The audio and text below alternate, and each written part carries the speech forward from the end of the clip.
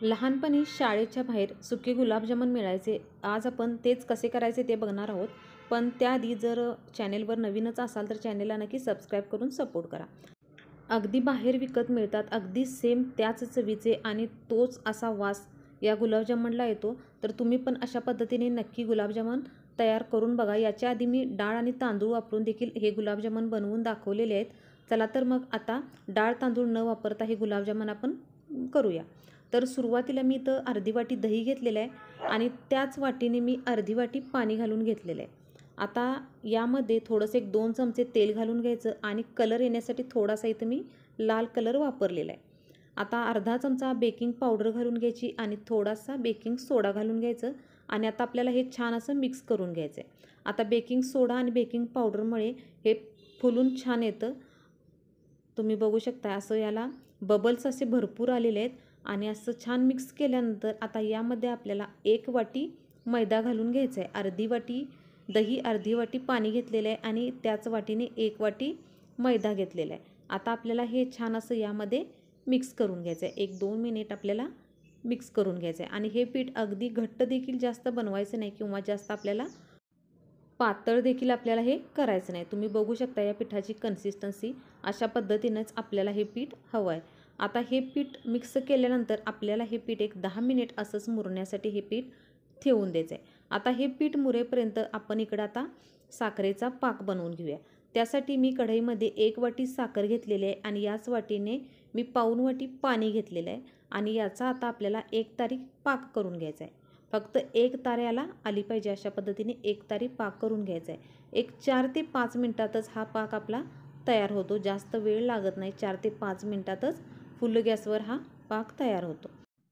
आपल्याला याचा अगदी घट्ट देखील पाक करायचा नाही, म्हणजे 2 तारी देखील पाक करायचा नाही. फक्त आपल्याला हा चिकट 1 तारीच पाक आपल्याला हा करून घ्यायचा आहे.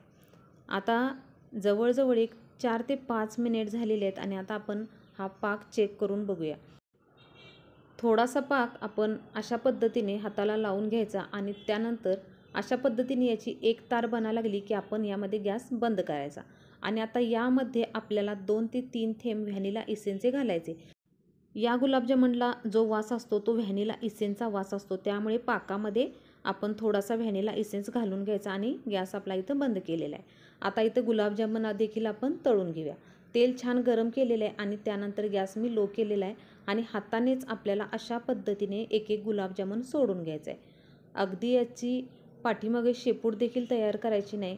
पटकन आपण हे अशा पद्धतीने गुलाबजामुन सोडून घ्यायचे, म्हणजे या गुलाबजामुनला पाठीमागे अशी लांब शेपूट येणार नाही आणि जास्त गर्दी देखील करायची नाही. अगदी थोडे थोडे गुलाबजामुन घालून आपल्याला हे 3 ते 4 मिनिट तळून घ्यायचे आहेत. सुरुवातीचे तुम्ही 1-2 मिनिट गॅस मिडियम करा, त्यानंतर 2 मिनिट गॅस लो केला तरी चालेल. एक 4 ते 5 मिनिट किंवा 3 ते 4 मिनिट आपल्याला हे छान असे कुरकुरीत होईपर्यंत तळून घ्यायचे आहेत. जवळजवळ आता 3 ते 4 मिनिट झालेले आहेत आणि हे गुलाबजामुन आपले तळून झालेले आहेत. आता हे गुलाबजामुन आपण गरम पाकामध्येच घालून घ्यायचे. आता जो आपण पाक बनवला होता त्या पाकामध्येच आपल्याला हे घालून घ्यायचं आहे आणि याला छान असं मिक्स करून घ्यायचं आहे आणि यामध्येच आपल्याला एक 5 मिनिट आपल्याला हे पाकामध्ये ठेवायचं आहे. जास्त देखील वेळ आपल्याला हे पाकामध्ये ठेवून घ्यायचं नाहीत. अशा पद्धतीने मी बाकीचे देखील इथं गुलाबजामुन तळून घेतलेले आहेत आणि ते देखील मिक्स करून घेतलेले आहे आणि 5 मिनिटच आपल्याला हे यामध्ये ठेवायचं आहे, जास्त वेळ ठेवायचे नाहीत. 5 मिनिटानंतर याला मी एका ताटामध्ये अशा पद्धतीने काढून घेतलेलं आहे आणि हे ओलसरच असल्यामुळे याच्यावर थोडीशी मी साखर पसरून घेतलेली आहे. तुम्ही नाही पसरली तरी चालेल. थोडंसं याला हलवून घेऊया जेणेकरून साखर अशी छान चिकटून बसेल. त्यानंतर 15 ते 20 मिनिट आपण असंच हे गुलाबजामुन हवेला ठेवून द्यायचे. त्यानंतर हे गुलाबजामुन 15 ते 20 मिनिटानंतर पूर्णपणे कोरडे होतात. अजिबात पाक वगैरे आपल्या हाताला चिकटत नाही. पूर्णपणे हे अशा पद्धतीने कोरडे होतात आणि आतून हे रसरशीत देखील तयार होतात. मी तुम्हाला एक फोडून देखील दाखवते. तुम्ही बघू शकताय अगदी पाक आपला आतपर्यंत छान असा गेलेला आहे आणि एकदम असे छान आतून देखील हे गुलाबजामुन फुललेले आहेत. तर अशा पद्धतीने हे आपले अगदी साध्या सोप्या पद्धतीने शाळेच्या बाहेर जे लहानपणी गुलाबजामुन मिळायचे ते गुलाबजामुन मैद्यापासून आपण इथं आज बनवलेले आहेत. तर याच्या आधी मी देखील तांदूळ आणि उडदाची डाळ वापरून देखील हे गुलाबजामुन कसे बनवायचे ते देखील व्हिडिओ मी दाखवलेला आहे.